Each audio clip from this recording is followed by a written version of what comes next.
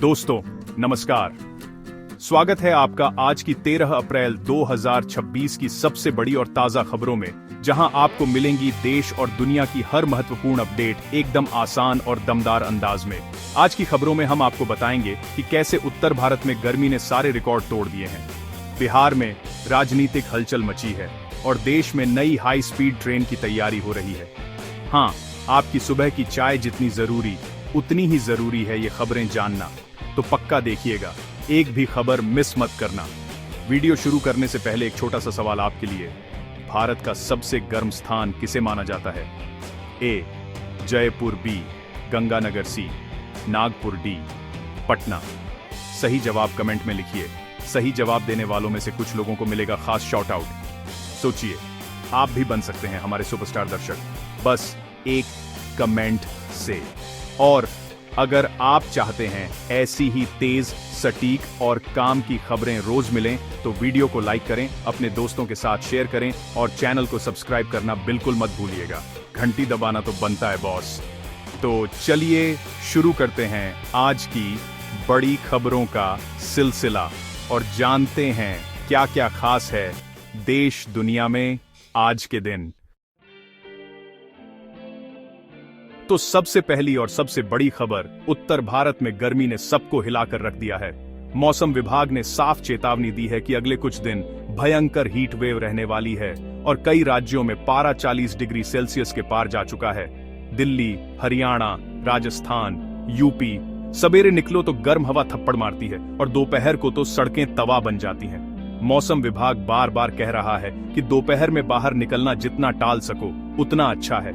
इतना ही नहीं, डॉक्टर भी सलाह दे रहे हैं कि खूब पानी पिएं, हल्के कपड़े पहने और सीधा धूप में खड़े होने से बचें। बच्चों, बुजुर्गों और बीमार लोगों का खास ख्याल रखने की जरूरत है।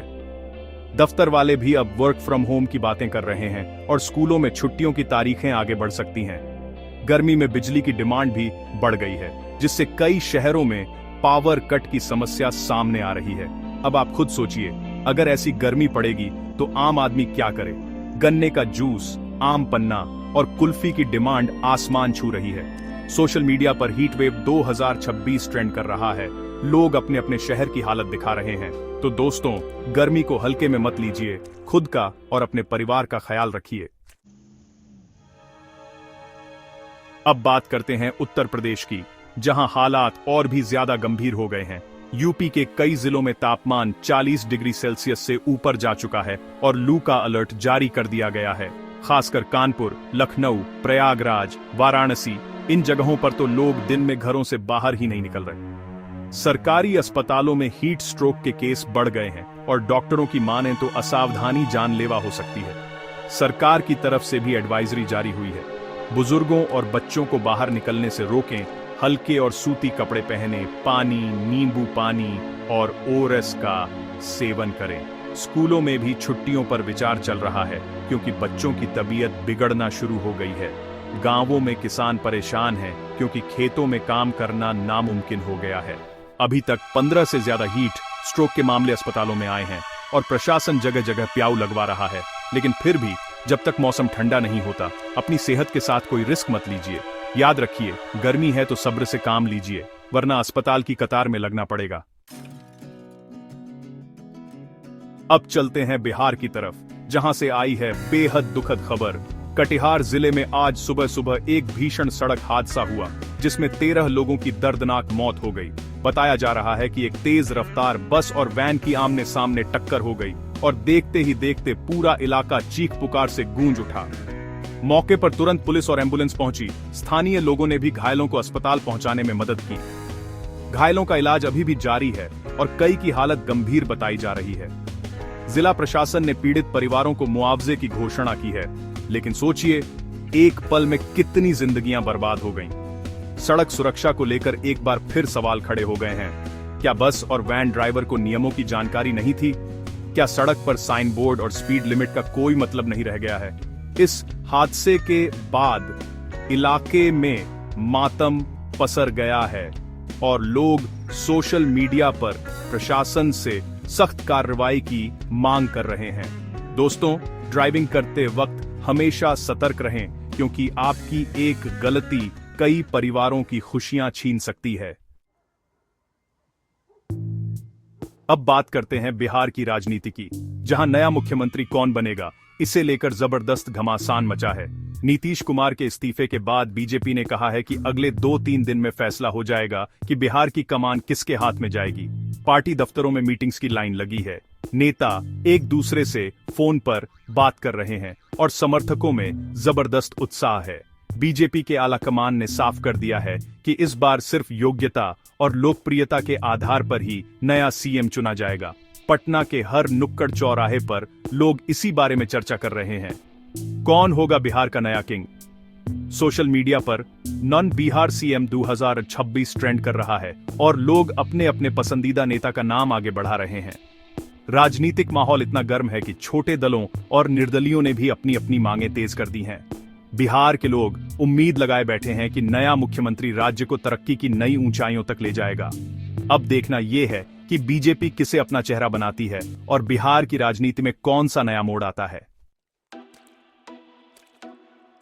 नीतीश कुमार के बाद बिहार में उनके उत्तराधिकारी को लेकर चर्चाओं का दौर तेज हो गया है। पार्टी के अंदर से निशांत कुमार का नाम सबसे ज्यादा चर्चा में है, जिनके समर्थन में कई विधायक और नेता खुलकर सामने आ गए हैं। हालांकि विपक्षी दल इस पर वंशवाद का आरोप लगा रहे हैं, कह रहे हैं कि परिवारवाद के चलते पार्टी में सच्ची प्रतिभा को मौका नहीं मिल रहा। पार्टी के अंदर भी मतभेद सामने आने लगे हैं। कुछ नेता चाहते हैं कि अनुभव और वरिष्ठता के आधार पर फैसला हो, जबकि दूसरी तरफ युवा नेता बदलाव की मांग कर रहे हैं। मीडिया चैनलों पर बहस छिड़ी हुई है। क्या बिहार वंशवाद की तरफ बढ़ रहा है या ये एक जरूरी राजनीतिक रणनीति है? निशांत कुमार ने खुद मीडिया से बात करते हुए कहा है कि वे पार्टी के फैसले का सम्मान करेंगे, लेकिन समर्थकों की भीड़ उनके घर के बाहर जुटी हुई है। सोशल मीडिया पर लोग दोनों पक्षों की राय रख रहे हैं। आने वाले दिनों में यह देखना दिलचस्प होगा कि पार्टी किसे अपना नया नेता चुनती है और क्या बिहार की सियासत में कोई बड़ा ट्विस्ट आता है। अब बात करते हैं बिहार के लाखों छात्रों की सबसे जरूरी खबर की। OFSS बिहार 11वीं एडमिशन की अंतिम तारीख घोषित कर दी गई है। अगर आप या आपके घर में कोई बच्चा 10वीं पास करके 11वीं में एडमिशन लेना चाहता है तो ध्यान दीजिए, आवेदन की आखिरी तारीख 18 अप्रैल रखी गई है। राज्य सरकार ने छात्रों को सलाह दी है कि समय रहते ऑनलाइन आवेदन कर लें, वरना बाद में किसी भी तरह की परेशानी हो सकती है। पिछले साल भी कई छात्रों ने आवेदन में देरी कर दी थी, जिससे उन्हें एडमिशन में दिक्कत आई थी। इस बार बोर्ड ने साफ कहा है, डेडलाइन के बाद कोई फॉर्म एक्सेप्ट नहीं होगा और मेरिट लिस्ट भी तय समय पर जारी की जाएगी। जो भी स्टूडेंट्स या पेरेंट्स ये वीडियो देख रहे हैं, जल्दी से अपने डॉक्यूमेंट्स तैयार करें और आवेदन कर दें। आपके भविष्य का सवाल है, इसलिए किसी भी तरह की लापरवाही मत कीजिए। जानकारी शेयर कीजिए ताकि बाकी लोग भी समय पर एडमिशन ले सकें। राजस्थान के युवाओं के लिए आई है खुशखबरी। बॉडी बिल्डिंग एसोसिएशन ने 2026-27 के लिए अपना खेल कैलेंडर जारी कर दिया है। अब युवाओं को अपनी फिटनेस और टैलेंट दिखाने का मौका मिलेगा, क्योंकि पूरे साल अलग अलग जिलों में प्रतियोगिताएं होने वाली हैं। जयपुर, जोधपुर, उदयपुर, हर बड़े शहर में बॉडी बिल्डिंग और फिटनेस इवेंट्स की धूम मचने वाली है। इस कदम से न सिर्फ युवा खिलाड़ियों को प्लेटफॉर्म मिलेगा, बल्कि राज्य में खेल संस्कृति को भी बढ़ावा मिलेगा। सरकार ने भी वादा किया है कि खिलाड़ियों को ट्रेनिंग, डाइट और जिम फैसिलिटी में हर संभव मदद दी जाएगी। अगर आप भी फिटनेस के शौकीन हैं, तो ये मौका बिल्कुल मत छोड़िए। कैलेंडर में अपनी फेवरेट डेट्स नोट कर लीजिए। सोशल मीडिया पर भी राजस्थान के बॉडी बिल्डर्स और फिटनेस इन्फ्लुएंसर्स ने इस फैसले का स्वागत किया है। उम्मीद है इससे नए टैलेंट को पहचान मिलेगी और देश को अगला मिस्टर इंडिया यहीं से मिल सकता है। अब देश के ट्रैवलर्स के लिए धमाकेदार खबर। वंदे भारत से भी तेज चलने वाली नई हाई स्पीड ट्रेन की तैयारी शुरू हो चुकी है।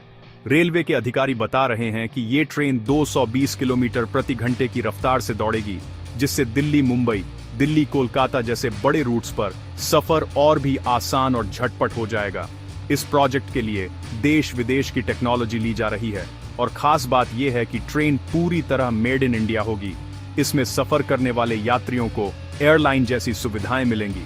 फुल एसी कोच, वाईफाई, शानदार फूड सर्विस और सेफ्टी के लिए ऑटोमेटिक सिस्टम। रेलवे ने कहा है कि अगले 2 साल में पटरियों को अपग्रेड कर दिया जाएगा और 2027 तक ये ट्रेन दौड़ती नजर आएगी। सोचिए, जब दिल्ली से मुंबई सिर्फ 4-5 घंटे में पहुंच जाएंगे तो बिजनेस, टूरिज्म और स्टूडेंट्स के लिए कितना फायदा होगा। सोशल मीडिया पर लोग इस प्रोजेक्ट की खूब तारीफ कर रहे हैं और भारत की प्रगति को सलाम कर रहे हैं। अब बात करते हैं संसद की गलियों की, जहां फिर से सियासी हलचल तेज हो गई है। 16 से 18 अप्रैल तक होने वाले संसद सत्र के लिए 3 लाइन व्हिप जारी कर दिया गया है, यानी सभी सांसदों की उपस्थिति जरूरी होगी, क्योंकि कई महत्वपूर्ण बिल और नीतियों पर चर्चा होने वाली है। सरकार और विपक्ष दोनों ही पक्ष अपनी अपनी रणनीति बना रहे हैं। संसद के बाहर मीडिया की भीड़, नेताओं के बयान और अंदर की रणनीतियां, हर जगह बस राजनीति का माहौल है।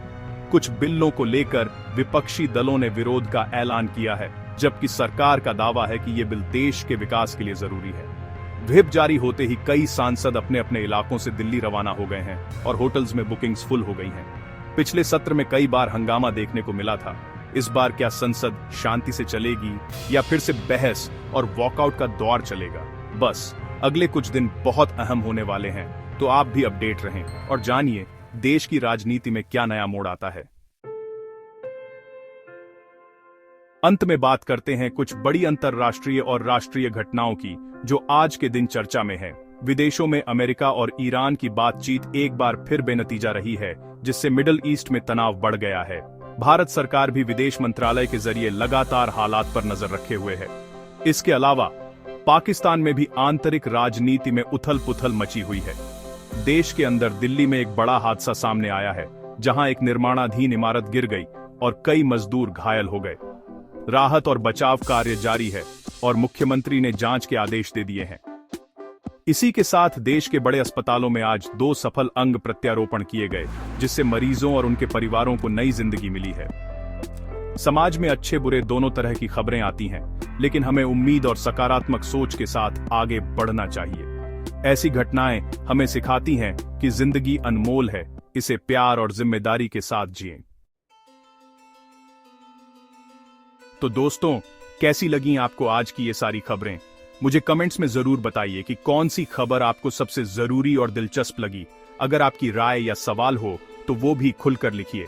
सही जवाब देने वाले लोगों को अगले वीडियो में मिलेगा खास शाउट आउट, तो कमेंट्स में एक्टिव रहिए। अगर आपको ये वीडियो अच्छा लगा हो तो उसे लाइक करना बिल्कुल मत भूलिए। आपके एक लाइक से हमें और भी मोटिवेशन मिलता है ऐसी काम की और मजेदार खबरें आपके लिए लाने का। और अगर आपने अभी तक चैनल को सब्सक्राइब नहीं किया है तो जल्दी से सब्सक्राइब कीजिए, वरना इतनी तगड़ी खबरें मिस हो जाएंगी। साथ ही घंटी के निशान को जरूर दबाइए ताकि आपको हमारी हर नई वीडियो का नोटिफिकेशन सबसे पहले मिले। मैं फिर मिलूंगा ऐसी ही अच्छी और खास खबरों के साथ। तब तक के लिए जय श्री राम, जय हिंद, वंदे मातरम।